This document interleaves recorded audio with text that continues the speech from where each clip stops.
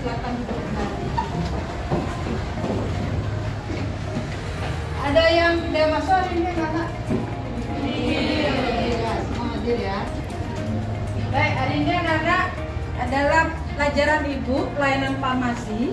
Materinya adalah tentang pelayanan kefarmasian ya.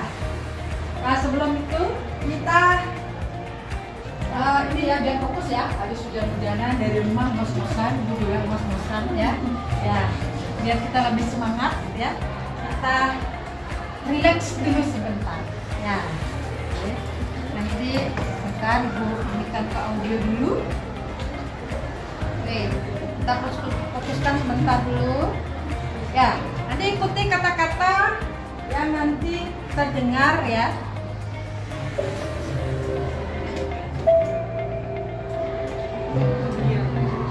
Terdengar ya di belakang ya. Teknik stop, teknik penyadaran lepas. Stop, berhenti. Hentikan dulu aktivitasnya.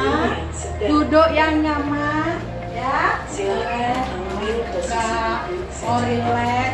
Silakan ambil duduknya yang menurut anak-anak nyaman. Ya. Ambil ya.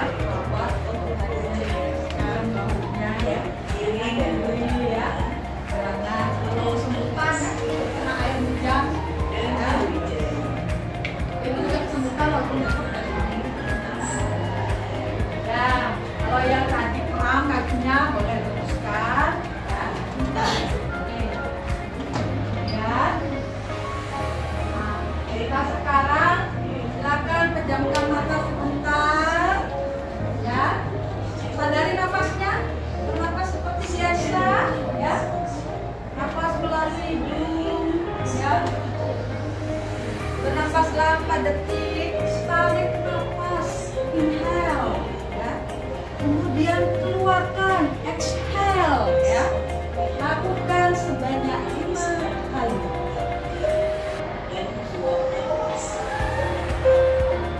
Tarik nafas, inhale, keluarkan, exhale. Tarik nafas, inhale, keluarkan, exhale. Nafas, keluarkan. Rasakan udaranya keluar dari hidung dan kembali. Ya, buka mata Anda perlahan ya.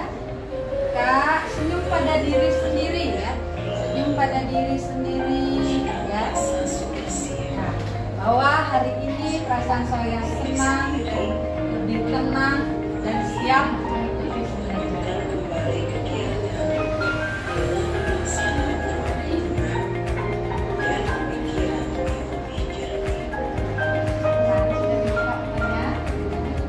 Bagaimana anak-anak perasaannya? Ya. Saya sedikit tegang ya. Perlu lagi biar lebih semangat.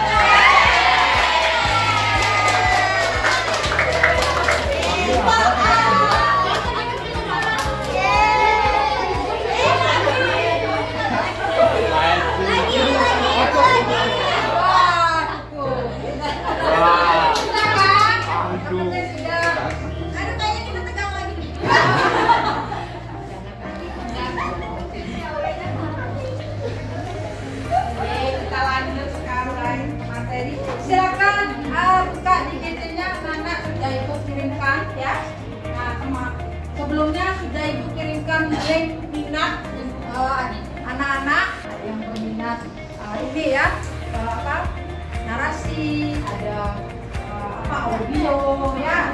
Jadi sudah Ibu rangkum. Nah, di sini Ibu sudah kemarin kirimkan lewat Google Classroom-nya ya, sudah ada berupa artikel, ada video sudah ada ya. Silakan klik linknya ya. Ini ada 2 link. Jadi ada kasus ya. Jadi kasus kira-kira mengapa sih salah memberikan obat di apotek itu dapat terjadi. Silakan dibaca dulu sekitar 1 sampai 3 menit. Ya. Jadi kasus ada gara-gara resep tak jelas ya, buat pegawai apotek resep tak jelas. Ya. Ada yang bisa, kenapa sih bisa terjadi?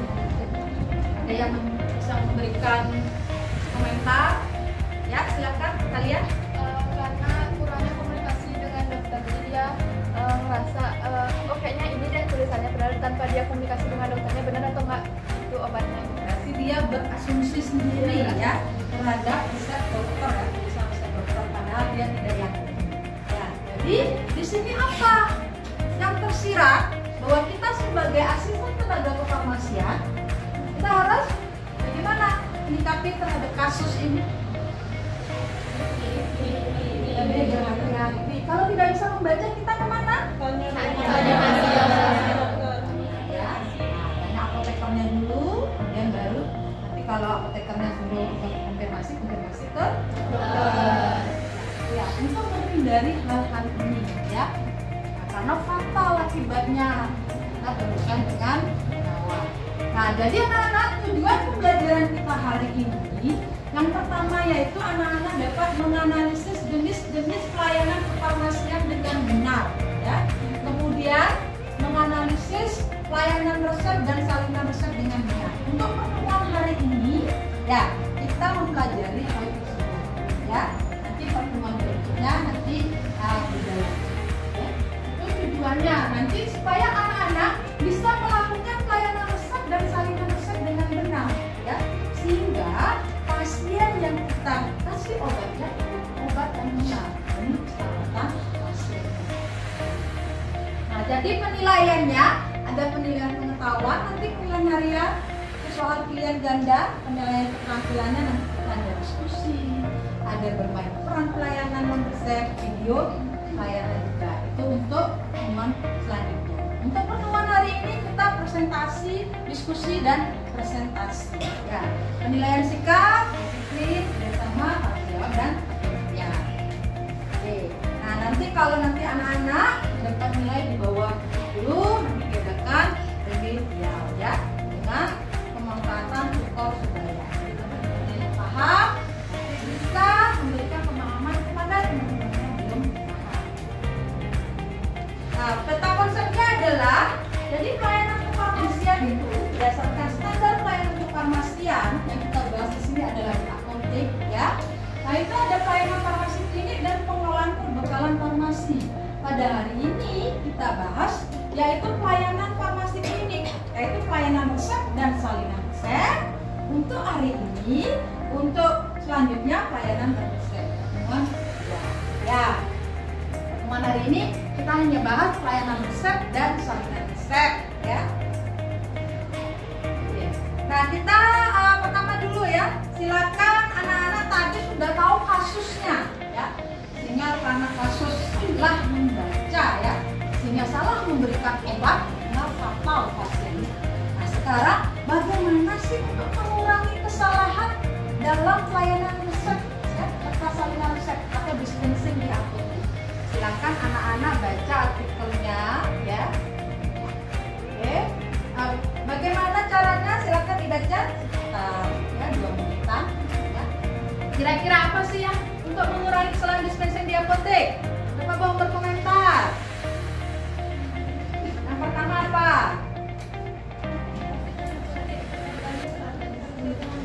Pastikan apotek terorganisir yang baik. Kalau terorganisir yang baik berarti dia mempunyai apa, Nana?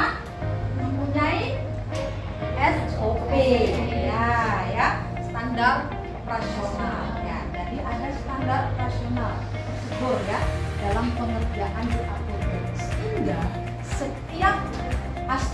tenaga kefarmasian ya tenaga, sesuai dengan SOP yang ada di apotek. Kemudian apa lagi ya Nana? Rapi, tentu rapi ya. Jadi penataan obatnya sesuai dengan apa?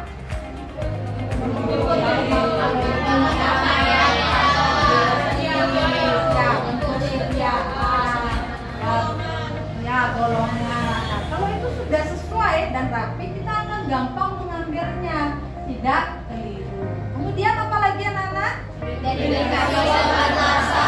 Nah, identifikasi obat rasa itu seperti apa sih? Yang bunyinya sama ya. Ada tahu nggak contohnya apa? Ya, apa sih? Ya, Istapan sama Hiptasam. Ya, apa? Dexten sama Dextabin. Ya, Kataplam sama Kaplam. Ya, Kaplam ya, Protaren sama Protadek. Ya, itu ya. Jadi bentuk asal harus ditandai sekarang agar tidak salah dalam mengambilnya. Ada lagi? Mana apa lagi? Memberikan informasi obat yang benar pada pasien. Ya. Jadi ketika diberikan informasi kepada pasien, ya kayak untuk masih dari kasus tadi, siapa tahu setelah diberikan ibu ini menurunkan gula darah, oh saya tidak gula darah saya normal. Ini kita akan bisa mengonfirmasinya. Tapi kesalahan saya membaca. Nah tentu kalau nanti di pasien tak maaf dulu ya, tak maaf saya konfirmasi dulu. Ya, nah itu ya. Ada lagi? Apa? Berikan pelatihan. Tentu ya, tentu seorang asisten tenaga farmasian tentu tidak boleh stop pelatihannya atau belajar ilmunya ya, terus update ya, tentu saja update terus ilmunya. Nah, ilmu kita update, apalagi obat-obatan kita harus tahu obat-obatan terbaru, obat-obatan yang ditarik atau obat-obatan yang sudah tidak bisa digunakan. Nah, oke, ini adalah beberapa cara mengurangi kesalahan dispensing di apotek. Kemudian, nah itu nanti menurut Permenkes nomor 73 tahun 2016 tentang standar pelayanan farmasi di apotek sudah diatur anak-anak dalam undang-undang. Kemarin sudah ibu juga kirimkan di BC, nah, silakan dibaca. Jadi ada dua jenis-jenis pelayanan kefarmasian. Yang pertama pengelolaan perbekalan farmasi, dua pelayanan farmasi. Ya, oke. Kemudian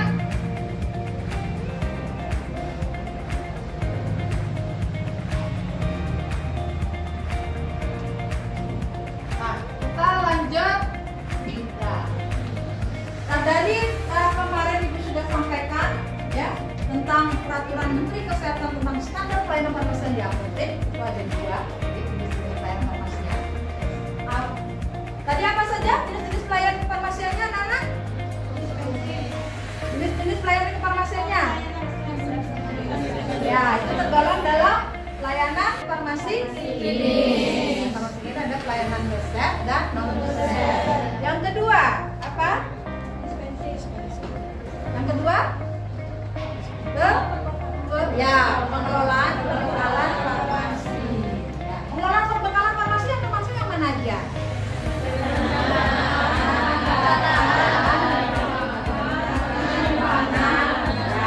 Itu nanti kita bahas pada pertemuan berikutnya. Ya, nah, sekarang kita tuju adalah pada pelayanan resep dan salinan resep. Nah, ibu tanya bagaimana alur pelayanan resep yang baik? Ayo, kita kemarin sudah baca alur pelayanan resep yang baik. Gimana alurnya? Yang pertama bagaimana? Penerimaan resep. Penerimaan resep. Memeriksa resep. Ya. Ketersediaan obat dan kemudian konfirmasi ke pasien. Kemudian pembayaran. Menyiapkan obatnya atau dispensing. Kemudian ya, kemudian bahan serta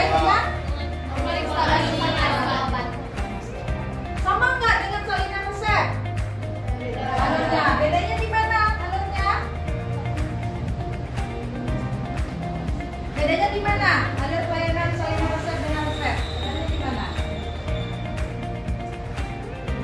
Kalau alurnya sama nggak yang tadi? Diterima dulu, resep dan salinan resep. Ya, diterima dulu, kemudian diperiksa apakah resepnya asli atau tidak. Ya. Kalau salinan resep, ya salinan resep kalau dia salinan resep golongan obat narkotika, apakah diterima? Tidak. Tidak kalau dia tidak menebus sebelumnya di apotek yang sama. Ya. Nah, kemudian baru kita cek ketersediaan obat dan cek harga. Ya, baru nanti kita konfirmasi ke pasiennya. Ya, setelah itu baru dispensing penyiapannya, kemudian pemeriksaan oleh apoteker. Tiketnya setelah di ACC baru penyerahan ke pasiennya dan diberikan informasi. Nah, untuk itu agar anak-anak lebih memahami ya tentang pelayanan resep dan salinan resep diabetes, Ibu akan berikan LKPD yang sudah Ibu kirimkan di GC. Silakan nanti bentuk setiap kelompok ya. Untuk setiap kelompok ada 7 kelompok ya. 7 kelompok, satu kelompok terdiri dari 5 orang. Silakan dibuat sesuai nomor urut kelompoknya. Kemudian setelah diskusi kita presentasikan. Nah, ini contoh tiketnya. Ya. Oke. Nah, ya. Jadi kemarin sudah Ibu sampaikan di DC ya. Nah, KPD-nya.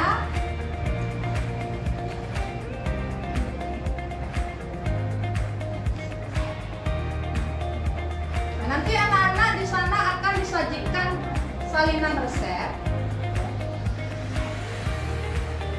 Oke. Nah, ini kelompok 1, LK1 ada LK1 itu adalah ada kasus tentang resepnya.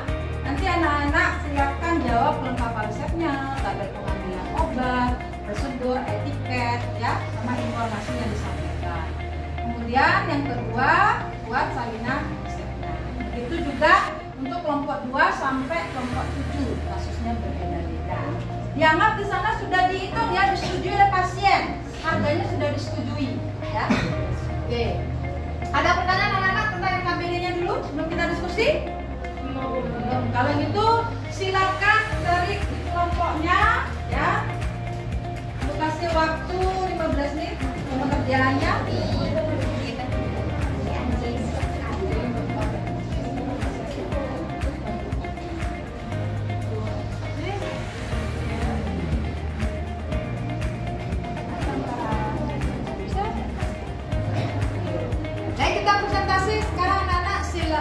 Mau gitu juga tetap bisa apa-apa ya.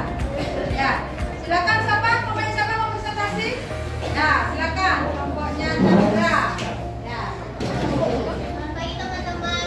Pagi. Kami dari kelompok 3 hari ini kami akan mempresentasikan tugas yang sudah kami lakukan, yaitu LKPD pelayanan kefarmasian. Sebelum itu izinkan kami memperkenalkan diri terlebih dahulu. Perkenalkan nama saya Linda, terus 2. Saya Nadia, 14. Saya Diwi, NIS 20. Saya Chandra, NIS 31. Ini ada soal, seorang pasien datang ke apotek membawa resep. Pasien ingin menebus obatnya 2 jenis saja. Nah, obat suplemennya tidak ditebus. Sebagai tenaga kefarmasian di bawah pengawasan apoteker, kerjakan resep ini sesuai dengan pelayanan resep di apotek. Pada LK1, biaya obat resep sudah disetujui oleh pasien sebesar 150.000. Selanjutnya ada pemberian informasi obat. Yang pertama, pemberian informasi obat untuk obat Geverdatil. Obat ini dapat dimulai dikonsumsi pada hari kelima menstruasi atau pada keadaan tidak ada pendarahan dari vagina. Diminumnya 1 kali sehari selama 5 hari. Dosisnya dapat ditingkatkan hingga 100 mg, diminum sekali sehari setelah 1 bulan konsumsi obat. Digunakan untuk mengobati infertilitas. Efek sampingnya yang mungkin terjadi yaitu nyeri payudara, penglihatan kabur, mual dan muntah. Untuk penggunaan azitromisin yaitu berfungsi sebagai antibiotik akibat infeksi bakteri, diminumnya 1 kali sehari selama 5 hari, dihabiskan. Untuk mengantisipasi rasa tidak nyaman pada perut, konsumsi obat azitromisin bersamaan atau setelah makan. Efek sampingnya sakit kepala atau pusing, mual dan muntah, kehilangan selera makan,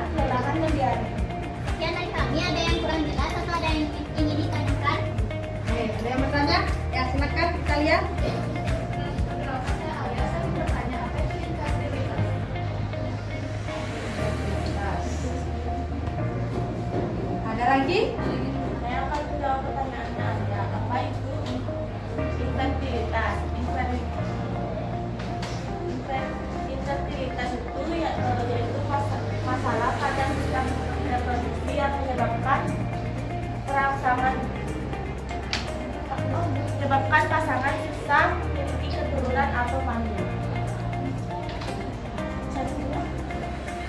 Ya, jadi infertilitas itu adalah kata dari kebalikan dari fertilitas ya. Jadi infertilitas artinya tidak subur. Ya, resepnya dari dokter mana anak? Spesialis kandungan ya, spesialis kandungan. Jadi resepnya tadi terjadi kasus obatnya untuk mengobati apa? Ketidaksuburan ya pada rahim perempuan ya. Ya, makanya untuk agar pasien tersebut bisa hamil, maka diberikanlah obat untuk lainnya bisa subur, ya nanti bisa hamil pastinya. Coba kita lihat dulu resepnya, dilihatkan resepnya dulu. Oke, tadi sudah dibahas ya. Jadi pada resep tersebut tadi sudah diperiksa dulu ya sama kelompok ini. Kemudian sudah ada harganya ya, dan di angka 1. Nah di sini ada berapa jenis obat anak-anak? 3. Ya. Yang mana untuk kesuburan? Yang nomor 2 sitromisin untuk apa? Yang ketiga? Asam folat. Di sini kasusnya kenapa? Kasusnya apa? Pada penebusan resepnya. Pasiennya menebus 2 jenis. Apakah boleh, Nana? Boleh. Kenapa tidak boleh? Yang tidak ditebus apanya? Kolaknya. Ya, kira-kira kenapa diperbolehkan oleh apotek? Oh, pasien itu boleh menebus 2. Kolak itu khasiatnya tadi apa? Lemen ya. Kita tahu pasiennya masih punya di rumah kolaknya ya. Jadi masih ada stoknya. Nah, di PPPL dan azitromisin. Bagaimana memberikan informasinya? Di PPPL berapa kali diminumnya? 1 kali sehari 1 tablet. Kemudian azitromisinnya 1 kali sehari 1 tablet. Nah, semua diminum sebelum makan atau sebelum makan? Sudah. Ya. Yang mana harus dihabiskan? Apa harus dihabiskan? Itu harus diberikan informasi kepada pasien. Ya. Oke. Kemudian salinan resepnya coba disampaikan.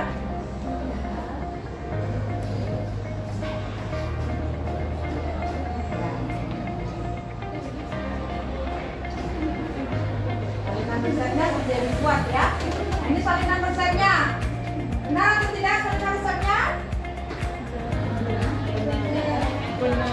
Benar sudah diambil? Iya. Mesin sudah diambil? Obatnya belum diambil? Nanti ketika pasiennya mau mengambil kembali, kemana dia harus mengambilnya? Apotek terdekat atau apotek yang lama? Boleh ya, apotek lain boleh? Boleh. Ada pertanyaan lagi anak-anak? Sudah paham dengan kasus ini? Ya, sudah bisa ya. Jadi dengan alur resep yang diterima oleh apotek ya, catatan dari pasien. Nah, kalau tidak ada, silakan akhiri. Sekian dari presentasi kami. Terima kasih untuk perhatiannya. Kami tutup dengan parangan Santi. Om Santi, Santi, Santi. Beri tepuk tangan. Lagi satu kelompok ya, yang kasusnya salinan resep. Om Swastiastu. Om Swastiastu.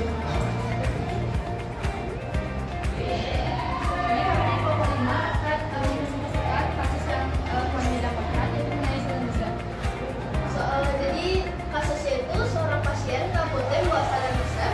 Pasien ingin menebus obatnya setengah saja. Sebagai tenaga kefarmasian di bawah pengawasan apoteker, kerjakan salinan resep ini sesuai dengan pelayanan tanpa salinan resep di apotek pada LK1 biaya resep sudah disetujui oleh pasien sebesar 42.000. Sekian presentasi dari kami. Mungkin ada yang bertanya atau kurang jelas? Oke, ada yang bertanya tentang salinan resepnya? Ya? Ya? Apakah salinan resep bisa disalin lagi? Ya, pertanyaannya. Apakah salinan resep bisa disalin lagi? Bisa. Ya. Cuma setengah ada kasusnya. Sama ada juga kalau saya resep yang sekitarnya itu, jadi bisa. Oke, gimana Chandra? Salinan resep bisa dibuatkan salinan resep lagi ketika satu ada iter, ya di resepnya misalkan resep iter 2 kali, pasiennya mendapatkan berapa kali? 3. Berarti salinan resep pertama itu tandanya bagaimana? Berarti berapa kali dia dapat salinan resep? 2 kali, ya salin ya. Nah, ketika nanti resepnya adalah obatnya 60, pasiennya baru mengambil di 10, berarti diberikan salinan resep. Sisanya lagi berapa? 50. Kemudian dia datang lagi mengambil 20. Bolehkah dibuatkan salinan resep lagi? Boleh. Ya. Sampai bagaimana salinan resep itu tidak bisa dibuatkan kembali? Sampai sudah diambil tembus semua. Ya, tuh sekalian. Ada pertanyaan lagi? Ya, kalau tidak ada, silakan dia. Terima kasih karena sudah memperhatikan kita dengan penjelasan.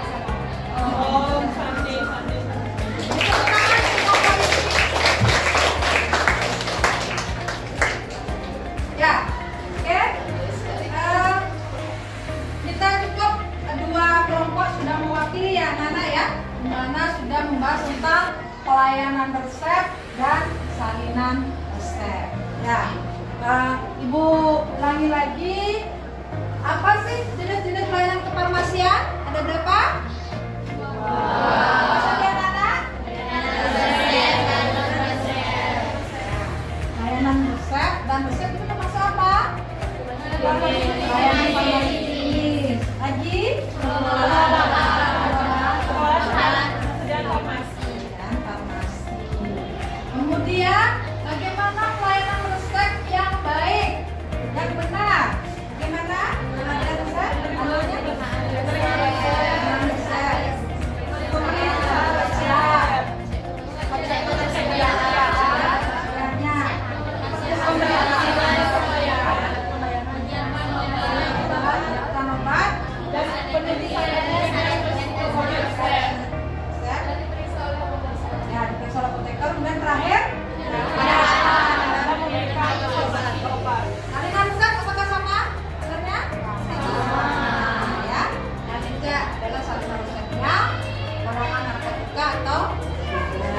Bagaimana perasaannya hari ini anak-anak? Sama pelajaran hari ini?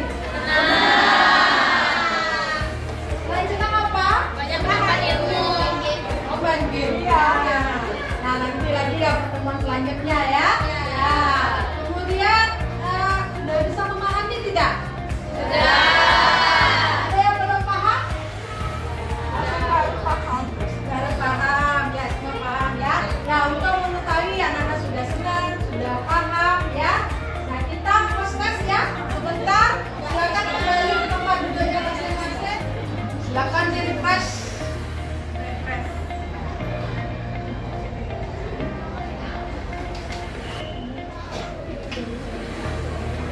Akan dijawab cukup 5 menit saja.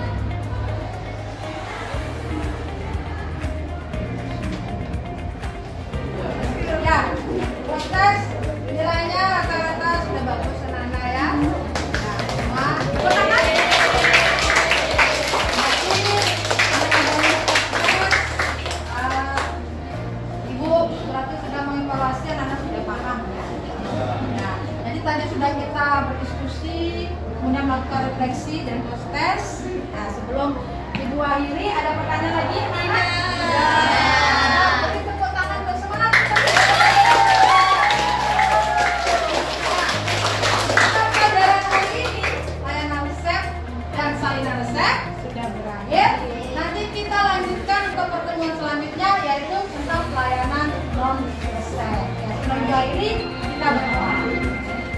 Pada saat yang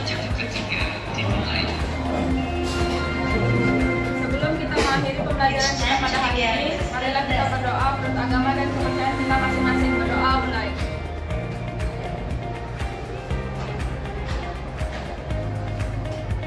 Doa selesai. Parama Santi.